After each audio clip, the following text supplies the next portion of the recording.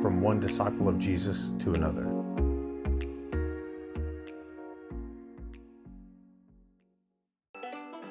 Have you ever heard of an OODA loop?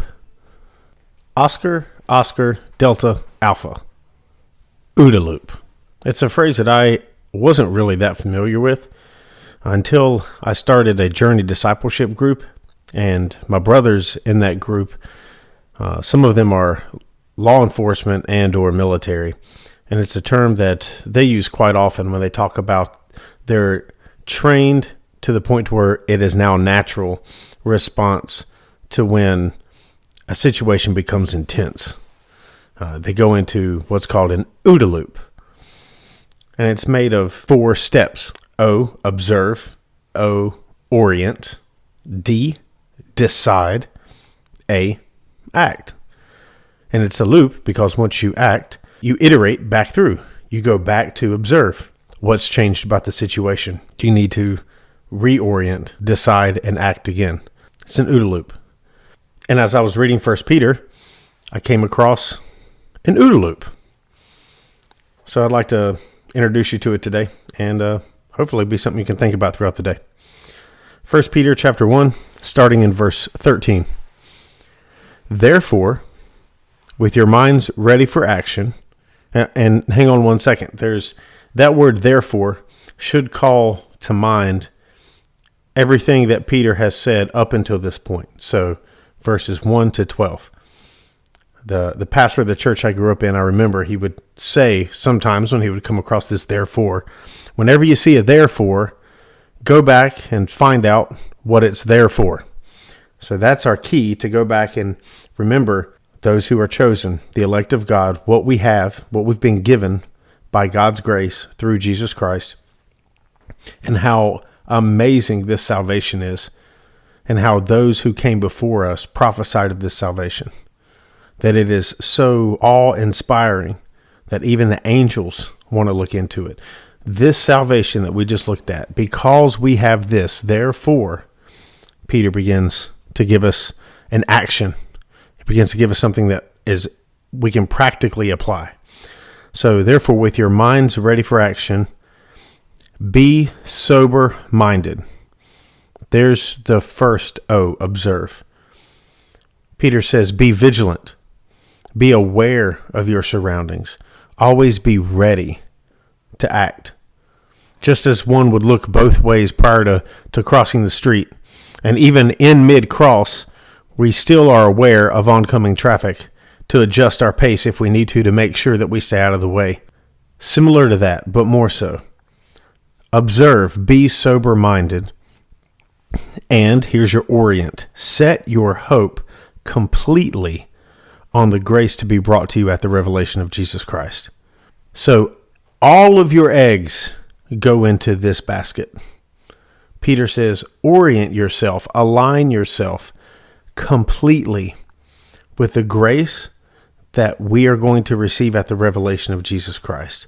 All of your hope is in the promise of God in Christ. All of your hope is in his return. And that, with that trajectory, with that mindset, having oriented our life to that goal and that reality, we're to do the next thing. D, decide. He says, as obedient children, do not be conformed to the desires of your former ignorance. It takes intent. We have to make sure that we're not letting life carry us. We're not letting the current carry us. Now, this isn't to be confused with being so focused on being different from the world that we're not trying to be like Christ. We're just trying to be different than them. And don't confuse that with this type of decision. Don't confuse conformity to society as what is evil. That may very well be the case. If society manifests a lot of evil tendencies, then absolutely not being conformed to your former ways, your old desires, very, very much so. But imagine someone growing up in a puritanical society and then trying to see how much different from a Puritan lifestyle they could possibly be. It would almost put them in the opposite direction. It would almost make being different than society would be going the other way and becoming more of a hellion. So we want to make sure that when we understand the difference, that we're deciding not to be conformed. It's not a conformity to social fluctuations or styles, hairstyles, clothing styles, popular music styles. That's not what Peter's talking about. He specifically says, don't be conformed to the desires of your former ignorance. Prior to your regeneration, prior to coming to Christ in faith, prior to being adopted and made a citizen of the kingdom, your former way of life was lived in ignorance. Paul says you were dead in sins. You were ignorant to the truth, to what reality really is. You made your life according to the desires of your flesh, according to the whims of the prince of the power of the air. You followed him. But now you're not ignorant. Now you know God. Now you know his kingdom. You know of his plan, and you're learning more. And with that, again, oriented completely to the grace that is going to be brought to you at the revelation of Jesus Christ, you can no longer live as those who were ignorant of that truth. So decide to not be conformed according to your old desires, but as the one who called you is holy, here's your action. You also are to be holy in all your conduct. For it is written, be ye holy because I am holy. Benjamin Glad, in his book From Adam and Israel to the Church, addresses the idea of holiness as contrasted to clean and then unclean, and how there are strata in the temple. There is the Holy of Holies, then there is the outer court, and then there is outside.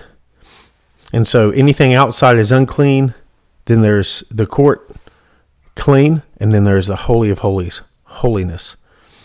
So Peter here says that God expects us to live lives that are holy. Yes, it's true that we are justified by faith, and it is true that he has made us clean. But as children of God who have been made clean, we are now called to act and walk in a manner that is holy because our Father is holy, and we are to be imitators of our Father. And this is the OODA loop that Peter presents to us. We are to observe by being sober-minded. We are to orient ourselves by setting our hope completely on the grace of Jesus Christ. We are to decide to not be conformed to our former desires. And we are to act in being holy as our Father is holy in all of our conduct. OODA loop. When things get intense, when we're tempted, when we're depressed, when we're scared, when we're fearful, observe, orient, decide, and act. God bless you.